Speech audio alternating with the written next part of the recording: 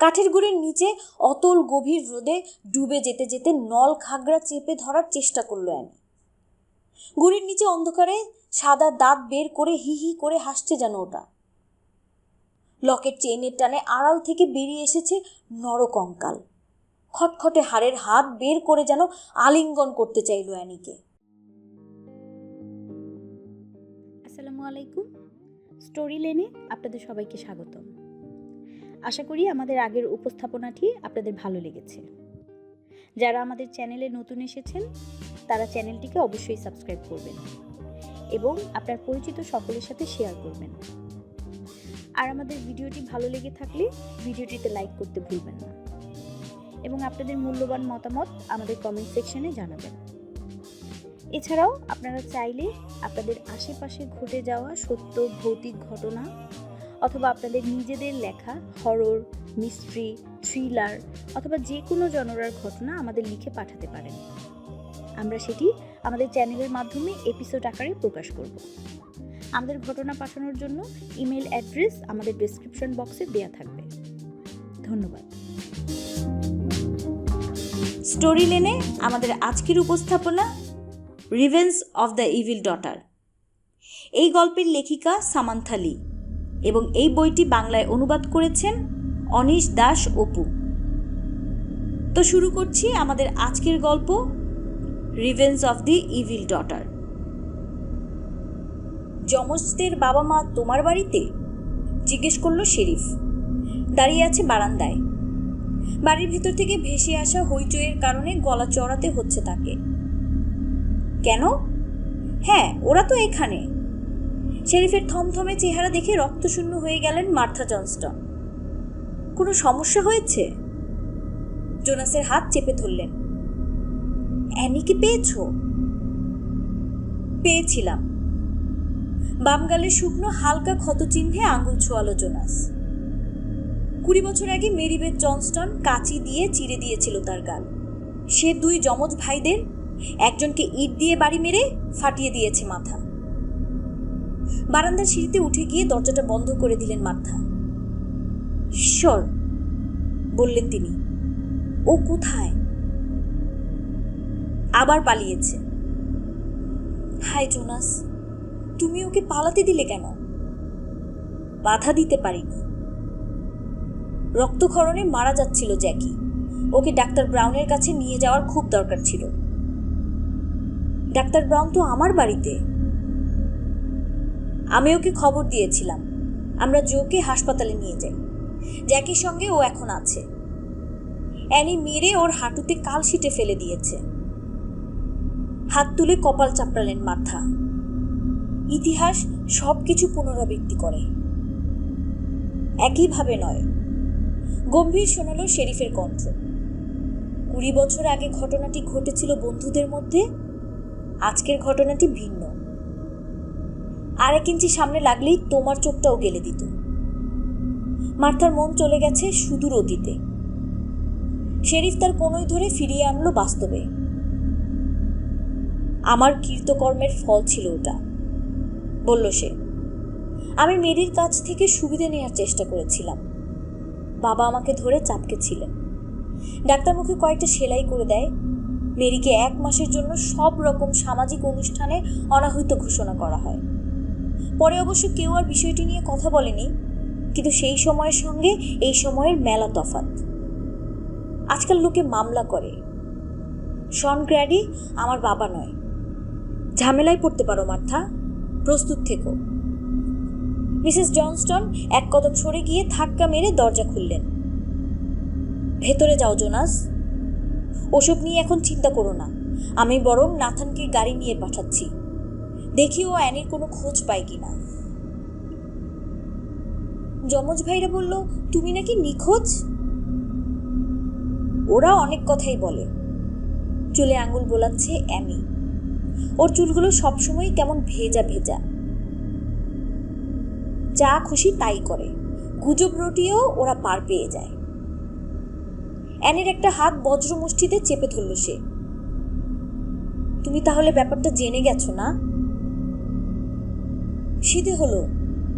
অ্যানিকে খাড়া করিয়ে ওকে টেনে নিয়ে বেরিয়ে এলো ঝোপ থেকে। লেকের তীরে অন্ধকার এক জায়গায় এসে দাঁড়ালো।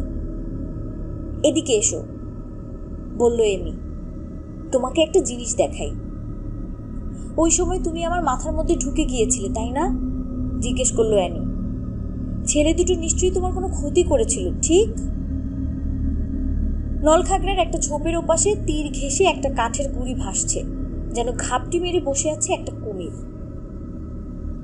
জো এবং জ্যাকি লোককে জ্বালাতন করে মজা পায়, বলল অ্যামি। এটা খুব খারাপ, ওরা সাইকো। তোমাকে আগেই সাবধান করেছিলাম। তুমি আমাকে সাবধান করনি যে ইয়োর মতো হুট করে আমার মগজে ঢুকে আবার বেরিয়ে যাবে, বলল অ্যানি। এটাকেও আমি ভালো কাজ বলবো না। স্বাভাবিক তো নয়, বরং অস্বাভাবিকই বলা যায়। তোমার কারণে খুব বাজে একটা অবস্থায় পড়তে হয়েছে আমাকে। দুঃখিত, আমি আর অমন করব না, তবে মাঝে মাঝে নিজেকে নিয়ন্ত্রণ করতে পারি। It's a gift. কাঠের গুঁড়ির সামনে হাঁটু মুড়ে বসলো অ্যামি। অ্যানিকেও বসতে ইশারা করলো। গিফট না ছাই, বলল অ্যানি, বরং বলো অভিশাপ। তোমার গিফটের কারণে ঝামেলায় পড়ে গেছি আমি। এমনই ভূতি পেয়েছিল আমাকে, জ্যাকি গ্র্যাডিকে ইট দিয়ে মেরে মাথা ফাটিয়ে দিয়েছি। মরেই গেল কিনা কে জানে। ওদের মতো শয়তান একটা ইটের বাড়িতে মরে না, বলল অ্যামি। সে যাকে, প্রয়োজন হলে আমি তোমার পক্ষ নেব। এখন আমার একটা কাজ করে দাও। যদি না করি? আমার উপর বিশ্বাস রাখো, কঠিন কোনো কাজ নয়। পানিতে আমার একটা জিনিস পড়ে গেছে, তুলতে পারছি না। তুমি তো আমার চেয়ে অনেক লম্বা। যদি তুমি... জিনিসটা কি? একটা লকেট। আমার মা আমার জন্মদিনে উপহার দিয়েছিল। কেসি উইলিয়ামস চুপচাপ বসে আছে আর্মচেয়ারে, উৎকর্ণ কান। ওপরতলা থেকে কোনো সারা শব্দ শোনা যায় কিনা। পুরোপুরি ঘুম হবার আগেই কোনো কারণে বিলিকে সে জাগিয়ে দিলে লোকটা তাকে চাপকে গায়ের ছাল ছাড়াবে। আজ অনেক মার খেয়েছে ক্যাসি, নতুন করে প্রহিত হতে চায় না। বিলি যখন মাতাল হয় তখন তার সামনেই যাওয়া উচিত নয়। ও বাসায় ফেরার পরে কেসি এমিকে নিয়ে ঝগড়া না করলে আর তার নাক ফাটাতো না বিলি। স্বামীর নাক ডাকানোর অপেক্ষায় বসে রইল কেসি। যখন বুঝলো গভীর ঘুমে অচেতন বিলি, পা টিপে টিপে বাথরুমে ঢুকলো সে। অ্যাসপিরিন খেয়ে নাকের অসহ্য ব্যথা কমাবে। অ্যানি বিস্ফোরিত চোখে কাঠের গুঁড়ির গায়ে লেগে থাকা পিচ্ছিল সবুজ ঘিনঘিনে কাদার দিকে তাকিয়ে আছে। ওখান থেকে বুড়বুড় করে বিশ্রী গ্যাস বেরিয়ে ফেটে পড়ছে চারপাশে। শিউরে উঠল। তুমি আমাকে ওখানে হাত দিতে বলছো? হ্যাঁ, বলল অ্যামি। আমরা তো বন্ধু, তাই না? বন্ধুরা থাকেই একে অন্যকে সাহায্য করার জন্য। ঠিক আছে, আমার কাছে তোমার একটা সাহায্য পাওনা আছে। গভীর দম নিল অ্যানি। একটা লকেট, তাই তো? গুড়ির নিচে ওটা আটকে আছে, বলল অ্যামি। আমি লকেটটা হারাতে চাই না, ওতে আমার মায়ের ছবি আছে। প্রবল অনিচ্ছা নিয়ে জামার হাতা গোটালো অ্যানি। আঙ্গুল চুবিয়ে দিল স্থির পানিতে। পানি থেকে পচা ডিমের গন্ধ আসছে। হাতটা তুলে আনলো, ঝাঁকি মেরে ফোঁটাগুলো ঝেড়ে ফেলল। থু, নাক কোচকালো অ্যানি। কি বোটকা গন্ধ। কাজটা করে দাও ভাই, অনুনয় করলো অ্যামি। যত তাড়াতাড়ি কাজ শেষ করতে পারবে ততই ভালো। ওখানে যদি কিছু থাকে? কি থাকবে? আমি কি জানি, পোকামাকড়, সাপ, ভয়ঙ্কর কিছু। তোমার পা ধরতে হবে আমাকে? দাঁতে দাঁত ঘষল এমি। খুব জরুরি না হলে কাজটা তোমাকে আমি করতে বলতাম না। ছোট্ট ফ্যাকাশে অনুনয় ভরা মুখটির দিকে তাকালো অ্যানি। তুমি যা জ্বালাতন করতে পারো, বলে থকথকে কাদার মধ্যে হাত ঢুকিয়ে দিল সে। ঘুড়ির গায়ে হাত রাখছে, মনে হলো এক ব্যারেল কিলবিলে পোকার মধ্যে ঢুকে গেছে ওর হাত। মেবেলিন লেভেভিস দোকান বন্ধ করার ইস্তেজাম করছে। হ্যালোউইন ডের কারণে আজ বেচা বিক্রি হয়নি তেমন। লোকে বাড়ি থেকে খুব একটা বেরোয়নি, আর যারা বেরিয়েছে তারা গেছে পার্টিতে। মেবেলিনের দাওয়াত ছিল মার্থা জনস্টনের বাড়িতে। ও বাড়ির পার্টি এখনো চলছে কিনা কে জানে। জোনাস কি মিসেস জনস্টনের নাতনিকে খুঁজে পেয়েছে? সেই বাইক চালককে কি ও ধরতে পেরেছে? ভাবছে মেবেলিন নিজেই একবার গিয়ে খোঁজ খবর নিয়ে আসবে কিনা। মার্থার হাতের তৈরি দুর্দান্ত শরবত পান করে আসবে 1 গ্লাস, গেলেই হয়। অকস্মাৎ দমকা হাওয়ার দরাম করে খুলে গেল দরজা। মেবেলিন, যে সহজে বিচলিত কিংবা চমকিত হয় না, লাফিয়ে উঠল দরজা খুলে যাওয়ার শব্দে। বোকার মতো ভয় পাচ্ছি আমি, মনে মনে বলল মেবেলিন। তবু সবচেয়ে ধারালো এবং বড় কিচেন নাইফটা নিয়ে দরজাটা বন্ধ করতে গেল। দরজার হাতলে হাত বাড়িয়েছে সে, দেখতে পেল নির্জন পার্কিং লটে বুগারের মতো হামাগুড়ি দিয়ে আছে হার্লি মোটরসাইকেলটা। ঠিক তখন ভোজবাজির মতো কালো গ্লাভ পরা একটা হাত চেপে ধরল ওর মুখ। মেবেলিনের হাত থেকে ছুরিটি মেঝেয় পড়ে গিয়ে শব্দ তুলল। তার পরপরই নিভে গেল সমস্ত বাতি। এখানে কিচ্ছু নেই, বলল অ্যানি, একদম ফাঁকা। মনে হয় নিচের দিকে আছে, বলল অ্যামি, আর একটু নিচের দিকে খোঁজো। পেয়েছি। গোল মসৃণ একটা জিনিসের স্পর্শ পেয়েছে অ্যানির হাতের আঙ্গুল। কিসে যেন আটকে আছে। টান দিয়ে ওটাকে ছুটিয়ে আনার চেষ্টা করলো। গাছের ডালটালে বোধহয় আটকে গেছে। এখানে কিছু আগাছাও দেখতে পাচ্ছি। জোরে টান মারো, পরামর্শ দিল অ্যামি। ঠান্ডায় প্রায় জমে গেছে অ্যানির হাত। লকেটটা মুঠো থেকে পিছলে যেতে চাইছে। চেইনটা মুঠো পাকিয়ে ধরে হেইও বলে টান মারল ও। ছিন্ন হলো বাধা লকেট সহ। ওর হাত উঠে এলো পানির উপরে। এতক্ষণ কতগুলো মেঘের পেছনে লুকিয়েছিল চাঁদ। ঠিক এই সময় আড়াল থেকে বেরিয়ে এলো সে। জোছনার রূপলি আলোয় বিবর্ণ সোনার ঝিলিক দিল লকেট। মূর্তির মতো জমে গেল অ্যানি। অন্ধকারে যেটাকে সে আগাছা ভেবেছে তা আগাছা নয় আদৌ। মেঘগুলোর পর্দার মতো আবার ঢেকে দিতে লাগলো চাঁদ। আবার ঘনিয়ে এলো আধার। চিৎকার করলো অ্যানি। পিছলে গেল পা এবং ছপাত করে পড়ে গেল পানিতে। কাঠের গুঁড়ের নিচে অতল গভীর রোদে ডুবে যেতে যেতে নল ঘাগড়া চেপে ধরার চেষ্টা করলো অ্যানি। গুঁড়ির নিচে অন্ধকারে সাদা দাঁত বের করে হি হি করে হাসছে যেন ওটা। লকেট চেইনের টানে আড়াল থেকে বেরিয়ে এসেছে নরকঙ্কাল। খটখটে হাড়ের হাত বের করে যেন আলিঙ্গন করতে চাইল অ্যানিকে। তারের ফ্রেম, যেটা একসময় ব্যবহার করা হতো হেডব্যান্ড হিসেবে, চক্ষুহীন কোটরের সঙ্গে ওটা শক্তভাবে আটকে আছে। সাদা খুলির সঙ্গে এখনো জড়িয়ে আছে মলিন বিবর্ণ কিছু চুল।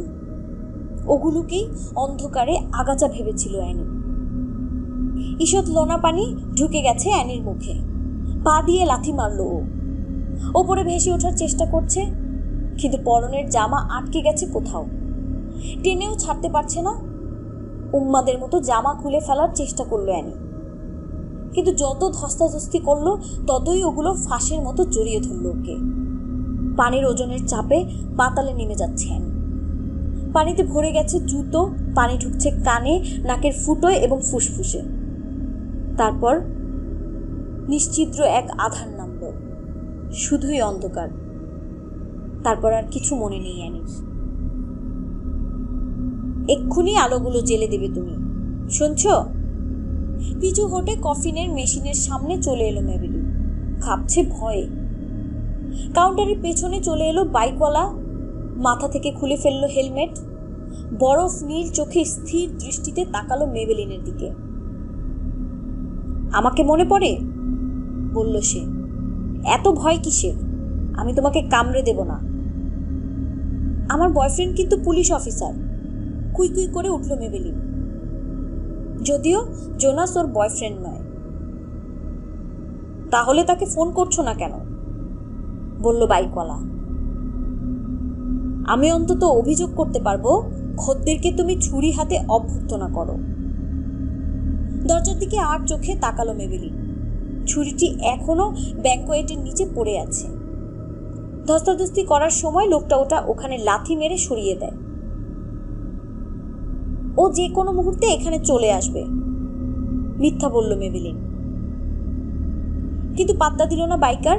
ওকে ঠেলতে ঠেলতে নিয়ে চলল। শেষে দুজনের নাকে প্রায় নাক লেগে গেল। লোকটার গরম নিঃশ্বাস আর মুখ থেকে তামাকের গন্ধ পেল মেবেলিন। সাপের মতো চক্ষু দুটি নিষ্পলক তাকিয়ে আছে ওর দিকে। শরীর যেন আলগা হয়ে এলো মেবেলিনের। পায়ে এক ফোঁটা শক্তি নেই। চোখ সরিয়ে নিল সে। JC Ibsen. নিজের পরিচয় দিল বাইকওয়ালা। একজনকে খুঁজছি। মেবেলিনের থুতনি ধরে নিজের দিকে টানল সে। মেবেলিনকে বাধ্য করলো তার চোখে চোখ রাখতে। ভয়ে অজ্ঞান হবার দশা মেবেলিনের। তোমাকে সেবারই তো বলেছি, কাপা গলায় বলল মেবেলিন। ম্যারিবেথ জনস্টন আর এখানে থাকে না। আমি অন্য আরেকজনকে খুঁজছি। কাকে? অ্যামি নামে ছোট্ট একটি মেয়েকে। যেখানে আছো সেখানেই দাঁড়িয়ে থাকো। জোনাসের গলা রাগে প্রায় ভাবলেশহীন শোনালো। মার্থার বাসা থেকে ফেরার পথে সে মেবেলিনের দোকানে একবার ঢু মারার সিদ্ধান্ত নেয়, কিন্তু দোকানে আলো জ্বলছে না দেখে অবাক হয় জোনাস। রাস্তায় গাড়ি দাঁড় করিয়ে রেখে বাড়ির আঙ্গিনার সামনে চলে আসে।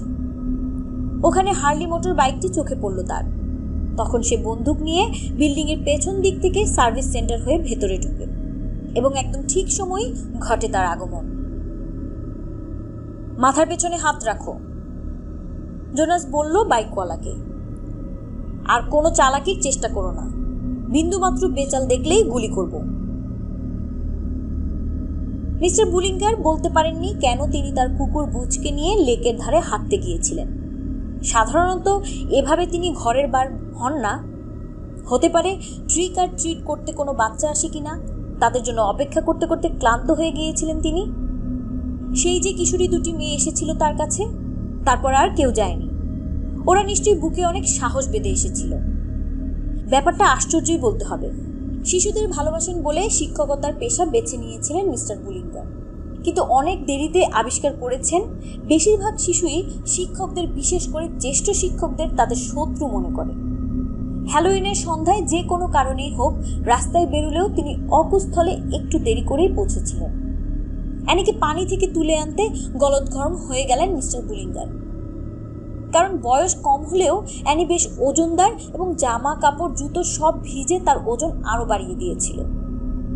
তাছাড়া মিস্টার বুলিঙ্গার বাতের রোগী। তিনি অ্যানিকে উপর করে শুয়ে পিঠে চাপ দিতে লাগলেন যাতে ফুসফুস থেকে পানি বেরিয়ে যায়। বেশ কিছুক্ষণ পাম্প করার পর অ্যানির মুখ দিয়ে ভলকে ভলকে বেরোতে লাগলো সবুজ কাদা। সে খক খক করে কেশে উঠে গোঙ্গাতে শুরু করলো। বুচকে অ্যানির পাহারায় রেখে মিস্টার বুলিঙ্গার টলতে টলতে রাস্তার পাশে এসে দাঁড়ালেন যদি কোনো গাড়ি থামানো যায়। ভাগ্য ভালোই বলতে হয়, ওই সময় ওই রাস্তা দিয়ে মার্থা জনস্টনের কালো লিমুজিন চালিয়ে যাচ্ছিলেন নাথান। মিস্টার বুলিঙ্গারকে দেখে সে গাড়ি থামালো। অ্যামির মা ফ্যাকাশে চুলের গোছা মাথার পেছনে ঠেলে দিয়ে তাকালো তার ঘুমন্ত স্বামীর দিকে। যখন মাতাল থাকে বিলি, মাতলামির পরে মেয়ের ছেঁড়া টেডি বিয়ারটি কোলে জড়িয়ে নিয়ে ঘুমিয়ে পড়ে। বিলির দিকে তাকিয়ে থাকতে থাকতে ভাবছিল কেসি, এই লোকটাকে তার অনেক আগেই ছেড়ে চলে যাওয়া উচিত ছিল। লোকটা অ্যামির জীবনটাকে নরক বানিয়ে ছেড়েছিল, আর কেসি তার মেয়েকে রক্ষা করার জন্য কিছুই করতে পারেনি। কিন্তু কেসি যাবে কোথায়? তার তো যাবার কোনো জায়গা নেই। তেমন কোনো কাজও জানে না যে চাকরি করবে, আর এ বয়সে তাকে কাজ দেবে কে? দিনহীন চেহারায় ওয়ার্ড্রোবটির দিকে ফিরল ক্যাসি। এই আলমারিতে এখনো তার মেয়ের জামা কাপড় আছে, ফেলে দিতে পারেনি সে। জামা কাপড়গুলো অ্যামির স্মৃতি বহন করছে। দরজার পেছনে ঝোলানো আয়নায় নিজেকে একবার দেখল ক্যাসি। আলতো করে আঙুল বুলালো নাকে। বিলির থাবড়া খেয়ে এখনো টনটন করছে ব্যথায়, তবে ক্ষতটা মেকআপ দিয়ে মোটামুটি আড়াল করা গেছে। এবারে পালাবার সময় হলো।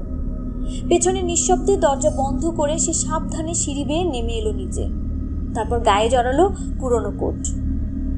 মার্থা জনস্টনের বাড়িতে আজ হ্যালোউইন পার্টি। বাইরে যাবার একটা ছুতো হতে পারে এটা। মার্থার নাতনি এসেছে বেড়াতে, বয়স অ্যামির মতোই হবে। প্রাচীন অন্ধকার বাড়িটি থেকে বেরিয়ে রাস্তা ধরে হাঁটছে কেসি উইলিয়ামস। তার মেয়ে আর অ্যানির কথা ভাবছে। ইস, ওরা দুজন একসঙ্গে থাকতে পারলে খুব ভালো বন্ধু হতে পারত।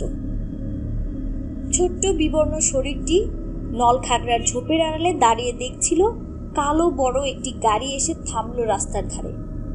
কাছেই অ্যানির অজ্ঞান শরীরটি মরার মতো পড়ে আছে। তার পাশে দাঁড়ানো কুকুরটি দাঁত মুখ খিচানো, আতঙ্কে ছুটে পালাতে ইচ্ছে করছিল তার, কিন্তু তার মনিব তাকে এক পাও কোথাও যেতে মানা করেছে। তাই সে অ্যানির পাশে দাঁড়িয়ে ভয় কাঁপতে লাগলো। ছোট্ট শরীরটি দেখছে গাড়ির ড্রাইভার তার গাড়ি থেকে নেমে পাগলের মতো হাত পা ছুড়ে রাস্তায় দাঁড়িয়ে থাকা লোকটির সঙ্গে কথা বলছে।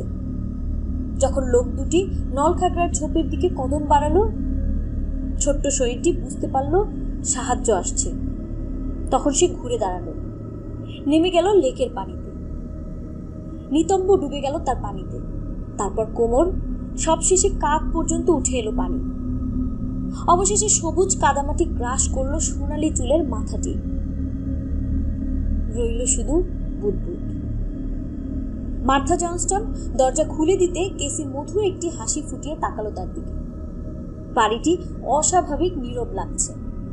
আমোদ ফুর্তির কোনো সারা শব্দ নেই, কোনো মিউজিক বাজছে না, ভেসে আসছে না উচ্চকিত হাসির আওয়াজ। নিজেকে অবাঞ্ছিত লাগলো কেসি। আমি বোধহয় অনেক দেরি করে ফেলেছি। কেসির মুখ থেকে মুছে গেল হাসি। মার্থা জনস্টনকে বিধ্বস্ত এবং বিপর্যস্ত দেখাচ্ছে। সব সময়কার ফুরফুরে মেজাজটি এই মুহূর্তে একদমই অনুপস্থিত। তিনি কেসির হাত ধরে তাকে হল ঘরে নিয়ে এলেন। মোটেই না কেসি, বললেন তিনি, তোমাকে দেখে খুব খুশি হলাম। সবাই বাড়ি চলে গেছে, তবে তুমি বসো, এখনো অনেক খাবার দাবার রয়ে গেছে, খাও। আর সত্যি বলছি, এই মুহূর্তে আমার একজন সঙ্গী খুব দরকার ছিল। আমার বিরুদ্ধে অভিযোগটা কি শুনি? আমি কেবল কিছু তথ্য চেয়েছি। জেসি ইপসেন রাগের এত জোরে হাজতখানা গড়া চেপে ধরল যে তার সাদা হয়ে যাওয়া আঙ্গুলের গিটে উল্কি করা শব্দগুলো পরিষ্কার ফুটে উঠল। তার ডান হাতে লেখা লাভ, বাম হাতে হেট। আমাকে এসব বলে লাভ নেই। শেরিফ দরজায় তালা লাগিয়ে চাবির গোছা তুলে দিল তার একমাত্র ডেপুটির হাতে। ডেপুটি ব্র্যাডফোর্ড ডটসের বয়স খুবই কম।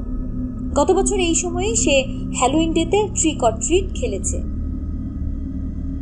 হারামজাদার উপর নজর রেখো ব্র্যাড, কোনোভাবেই চোখের আড়াল করো না। জি স্যার, নার্ভাস গলায় বলল ব্র্যাডফোর্ড। আমি অবশ্যই নজর রাখব। আমার কিন্তু নাগরিক অধিকার আছে, আপনি জানেন। ঘুরে চলে যাচ্ছে শেরিফ। পেছন থেকে হাঁক ছাড়ল বাইকওয়ালা। আমাকে ফোন করতে দিতে হবে। ইস্পাত কঠিন চাউনি ফেরালো সে ডেপুটির দিকে। ছেলেটাকে তার ভীতু এবং সহজ শিকার মনে হয়েছে।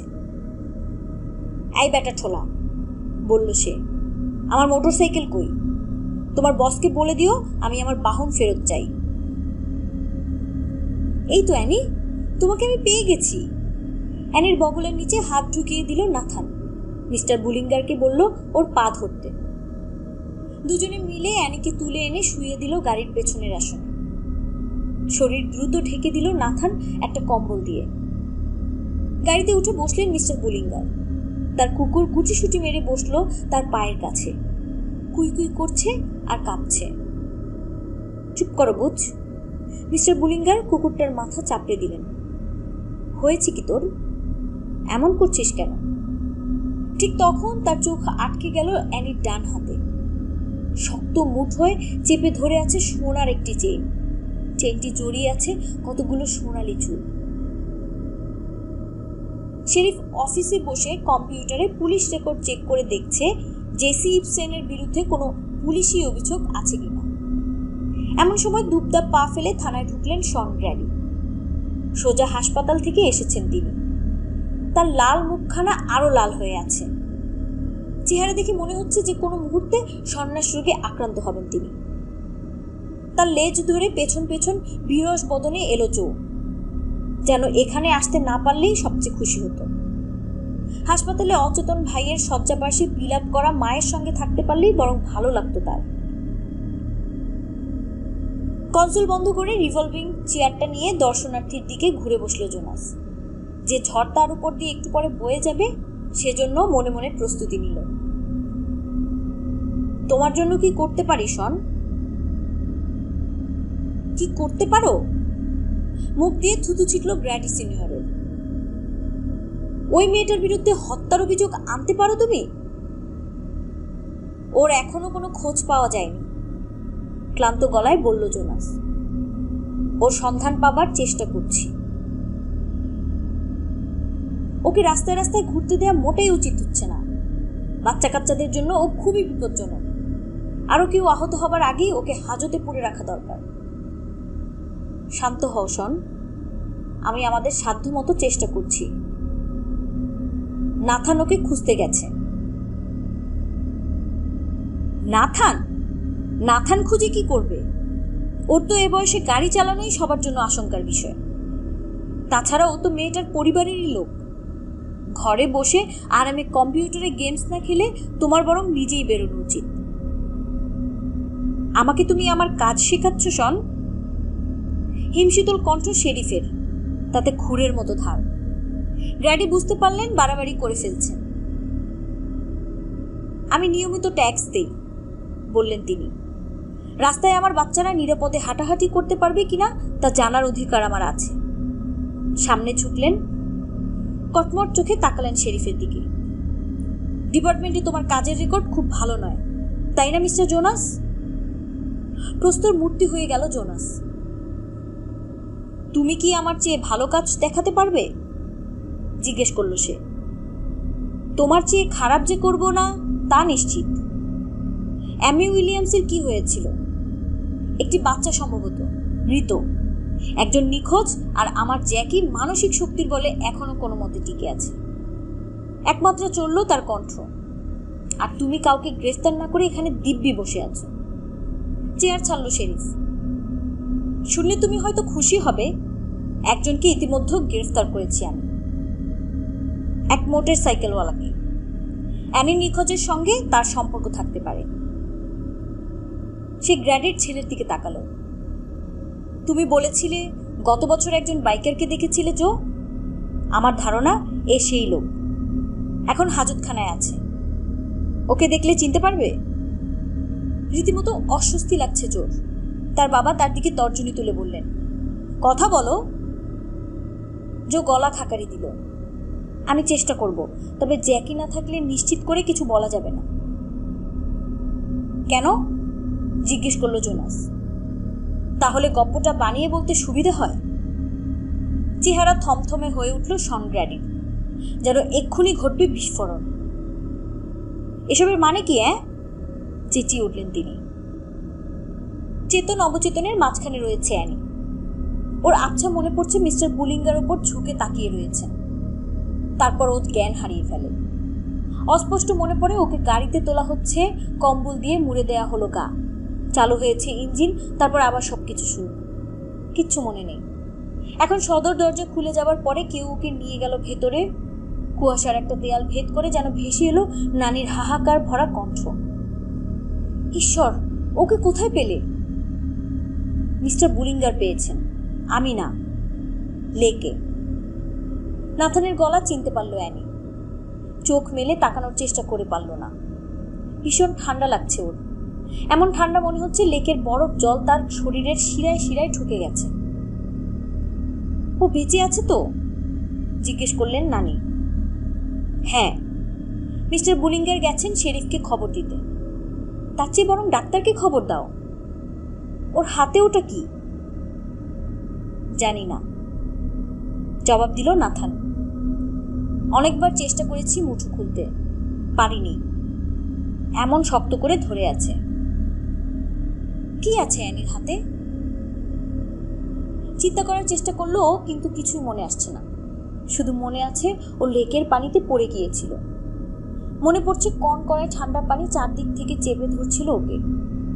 চোখ মেলে তাকিয়েছিল গাঢ় অন্ধকারের মধ্যে। কতগুলো গাছের ডাল দেখতে পেয়েছে, সাদা ডাল না, ডাল নয়, মানুষের হাড়গোড়, কঙ্কাল। দুঃস্বপ্নটা ফিরে এলো আবার। হাড়গুলো কালো পানির মধ্যে কেমন ফ্যাকাশে সাদা দেখাচ্ছিল। কাঠের গুড়ির নিচ থেকে মরার খুলিটা সাদা দাঁত বের করে বিভৎস হাসছিল ওর দিকে তাকিয়ে। ওটার মাথায় লেগে থাকা কগাছি চুল ভেসে বেড়াচ্ছিল পানিতে। হঠাৎ মনে পড়ল অ্যানির, ওর হাতে কি আছে। মুঠো খোলার চেষ্টা করলো জিনিসটা ফেলে দিতে। শরীরটা ঝাঁকি খেলো। ও যেন নিশি পাওয়া মেয়ে ভৌতিক একটা মুঠোয় বন্দি, জানে দুঃস্বপ্ন দেখছে এবং জেগে ওঠার প্রাণপণ চেষ্টা করছে, কিন্তু পারছে না। লাউঞ্জ থেকে হল ঘরে চলে এলো কেসি উইলিয়ামস। বসে বসে শরবত পান করছিল সে। এটা 3 নম্বর ক্লাস। শরীরটা আগের চেয়ে ভালো লাগছে তার। নাথান এবং মার্থা ওপরতলায় একটি অচেতন কিশোরী মেয়ের জ্ঞান ফিরিয়ে আনার চেষ্টা করছে। মেয়েটির গা স্নো কুইনের মতো ফ্যাকাশে, বিবর্ণ ত্বক, চুলগুলো মাথার সঙ্গে জমাট বেঁধে লেটে রয়েছে। আমি কি কোনো সাহায্য করতে পারি? ওপরতলায় এসে জিজ্ঞেস করলো কেসি। মার্থা এক ঝলক তাকালেন ওর দিকে, চিন্তনবিত চেহারা। ডাক্তার ব্রাউনকে একটা খবর দেবে কেসি? বলবে আমার নাতনিকে লেক থেকে অজ্ঞান অবস্থায় তোলা হয়েছে। যত কাজই থাক সব ফেলে যেন সে চলে আসে। জায়গায় জমে গেছে কেসি। বিস্ফোরিত দৃষ্টিতে তাকিয়ে আছে মেয়েটার দিকে। মেয়েটির ডান হাতের মুঠোয় সোনার একটি চেইন ধরে আছে। চেইনটার গায়ে লেগে রয়েছে কিছু চুল। সে তাকিয়ে দেখছে। মেয়েটির মুঠো খুলে যাচ্ছে। হাতের আঙ্গুলগুলো ফুলের পাপড়ির মেলার মতো এক এক করে খুলে গেল। তার খোলা হাতের তালুতে সোনার গোল ছোট্ট একটি লকেট। লকেটটি স্লো মোশনে খসে পড়ল মেঝেতে। চেইনের সঙ্গে লেগে থাকা কেশগুচ্ছ ঢেকে দিল ওটাকে। কেসির অসার আঙ্গুলের ফাঁক দিয়ে পড়ে গেল গ্লাস। হাঁটু মুড়ে পড়ে যাচ্ছে সে। লকেটের মতো সেও দলামোচড়া হয়ে পড়ল মেঝেতে। মাথাটা ঠকাস করে বাড়ি খেল রেলিংয়ে। সেই লোকটার মতোই দেখতে ওকে। মোটরসাইকেল চালকের দিকে তাকিয়ে মাথা ঝাঁকালো জো। তারপর বাবা আর জোনাসের দিকে তাকিয়ে থেকে পথ করে এগুলো সামনে। এই খোকা! পেছন থেকে হাত ছাড়লো ইবসেন। তুমি আর তোমার ভাই যে মেয়েটিকে ধাওয়া করছিলে, তার খবর কি? ওই ছেলেটা তোমার ভাই তো, একই রকম তো চেহারা। থমকে দাঁড়িয়ে পড়লো জো। ব্যাপারটা অভ্যাসে দাঁড়িয়ে গেছে না, মেয়েদেরকে ভয় দেখানো। জো টের পেল ঘাড় থেকে শা শা করে রক্ত ঢুকে যাচ্ছে ওর কালো পরচুলার মধ্যে। আমরা কাউকে ভয় দেখাইনি। অবশ্যই ভয় দেখাচ্ছিলে, গত বছরের মতো। শেরিফ প্রথমে মোটরসাইকেল চালক, তারপর ছেলেটির দিকে তাকালো। যখন বুঝতে পারলো যে মুখ খুলবে না, সে সেলের সামনে গিয়ে দাঁড়ালো যুবকের সঙ্গে কথা বলতে। কথা বলো, বলল সে। তুমি জানো তুমি এখন বিপদের মধ্যে আছো। কিসের জন্য? তোমার গার্লফ্রেন্ডের সঙ্গে গল্প করছিলাম বলে? ঝট করে সামনে হাত বাড়িয়ে দিল জোনাস যুবকের কণ্ঠনালী চেপে ধরতে, কিন্তু সে লাফ মেরে সরে গেল। আরে অমন করছো কেন? বলল সে। আমি কি করে জানবো সে তোমার বান্ধবী? তোমার যদি কিছু বলার থাকে তো বলে ফেলো, বলল জোনাস। আমি সেলের মধ্যে ঢুকলে কপালে খারাপই আছে, কিন্তু দেখতে পাচ্ছ না কি নিয়ে গুজুর গুজুর ফুসুর ফুসুর চলছে? আমি বিশেষ একটা কারণে রাস্তায় বেরিয়েছিলাম, একজনকে খুঁজতে। সেই জন কে তা কাউন্ট ড্রাকুলা আর তার ভাই জানে। তোমার মুখ থেকেই শুনি। ওরা একটি মেয়েকে ধাওয়া করছিল, আমি নিজে দেখেছি। গত বছরও একই কাজ করেছিল ওরা। কি কাজ? ওদেরকেই জিজ্ঞেস করে দেখো, বলল বাইকার। আমি ঠোলাদেরকে কোনো তথ্য দেই না। গত বছর, এই বছর একই ঘটনা। ওরা একটি মেয়ের পিছু নিয়েছিল, তবে পার্থক্য একটাই, এবারে ছিল অন্য আরেকটি মেয়ে। ব্যাস, আর কিছু বলার নেই আমার। আমাদের আজকের আয়োজন এই পর্যন্তই। খুব শীঘ্রই আমরা এই গল্পের পরবর্তী অংশ নিয়ে হাজির হব। যারা এতক্ষণ পর্যন্ত আমাদের সাথেই ছিলেন তারা অবশ্যই আমাদের ভিডিওটি লাইক করবেন ও আপনার পরিবার, আশেপাশের পরিচিত মানুষদের সাথে শেয়ার করে আমাদের এরকম ভিডিও তৈরি করতে অনুপ্রাণিত করবেন। এবং অবশ্যই আপনাদের মূল্যবান মতামত আমাদের কমেন্ট করে জানাবেন। আর যারা নতুন আমাদের চ্যানেলে এসেছেন তারা আমাদের চ্যানেলটি সাবস্ক্রাইব করবেন। ধন্যবাদ।